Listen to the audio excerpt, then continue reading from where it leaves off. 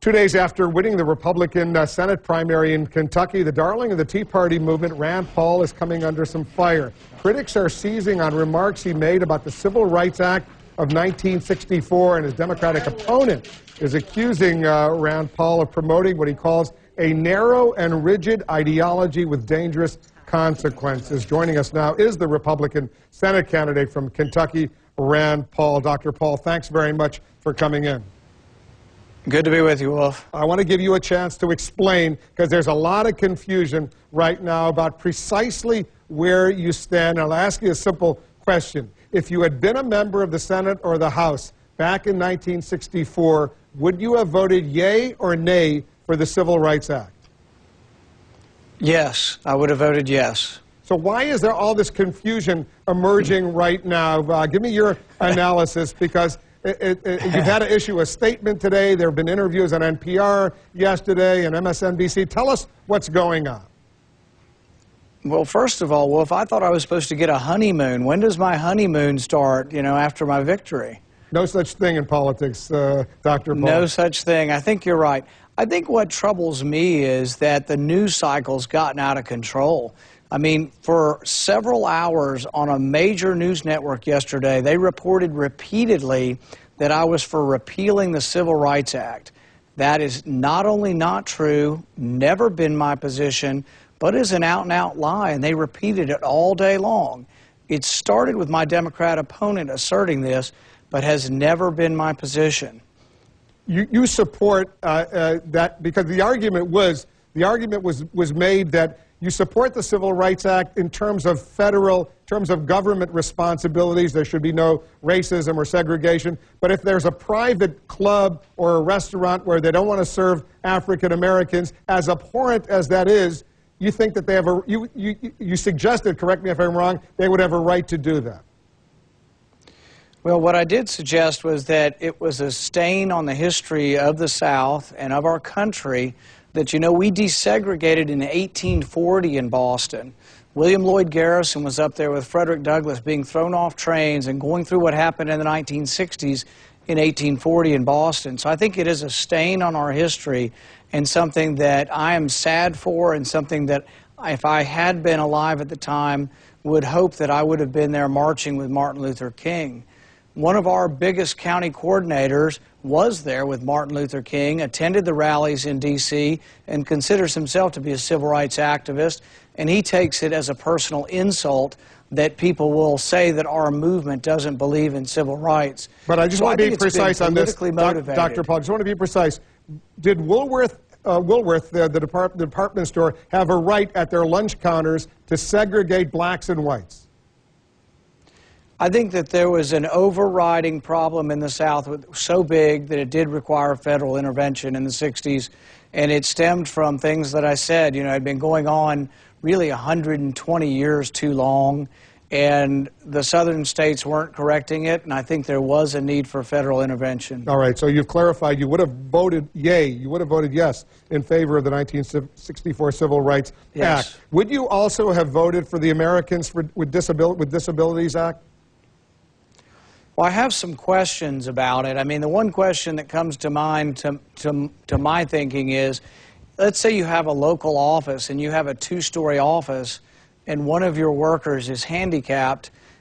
Should you not be allowed maybe to offer them an office on the first floor, or should you be forced to put in a $100,000 elevator? I think that sounds like common sense, that you should be allowed maybe to give them a first-floor office.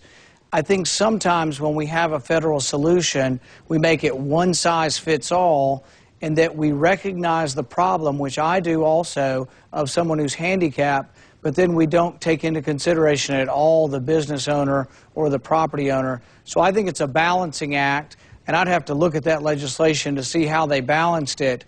But my understanding is that small business owners were often forced to put in elevators, and I think you ought to at least be given the choice of, can you provide an opportunity without maybe having to pay for an elevator? So the answer is you don't know for sure if you would have voted yes or no on that Americans for Disabilities Act. Yeah, I mean, I'd have to look at it and see. I think you do have to, it's a balancing act, and I am in favor of trying to have the workplace open. My office is open to the handicapped. We try very hard, but it's been open to the handicapped for decades. So, it doesn't always take government for people to do the right thing.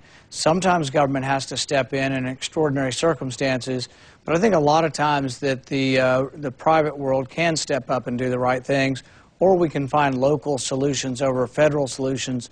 So it's not always whether you oppose something, it's about where the solution should arrive, whether it arrives at the federal government or the local government. I do think, though, that there is a big civil rights issue out there, and I think the Democrats avoid it, and that's school choice. I think the biggest thing holding down our inner city communities is a lack of good education, and I say give them a choice, let them choose to go to a school anywhere in the city or outside the city.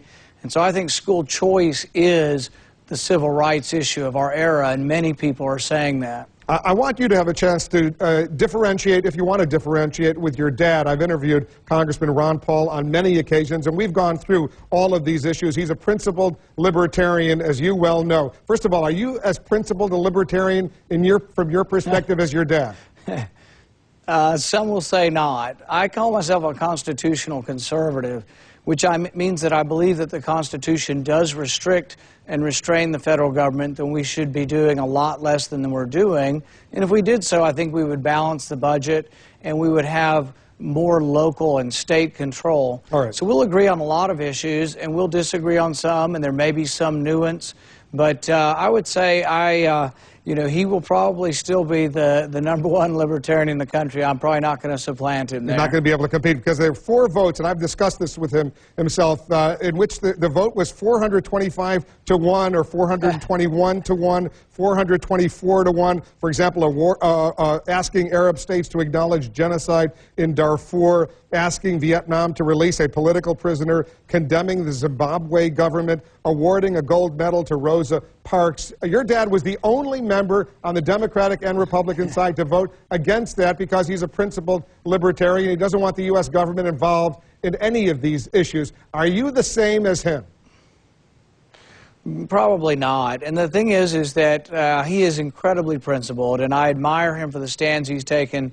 Interestingly, some of those things that sound like, how could anybody be against that?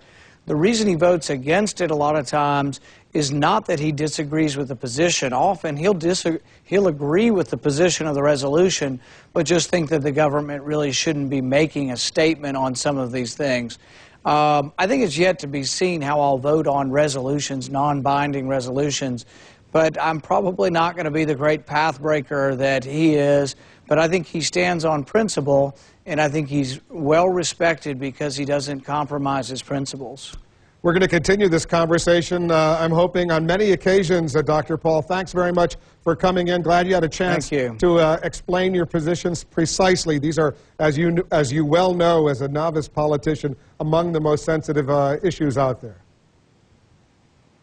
Thank you, Wolf. Dr. Rand Paul is the Republican senatorial candidate from Kentucky. Tomorrow, by the way, Kentucky's Democratic senatorial candidate, Jack Conway, he'll be our guest here in the Situation Room. We'll go through a lot of these issues and others with him as well.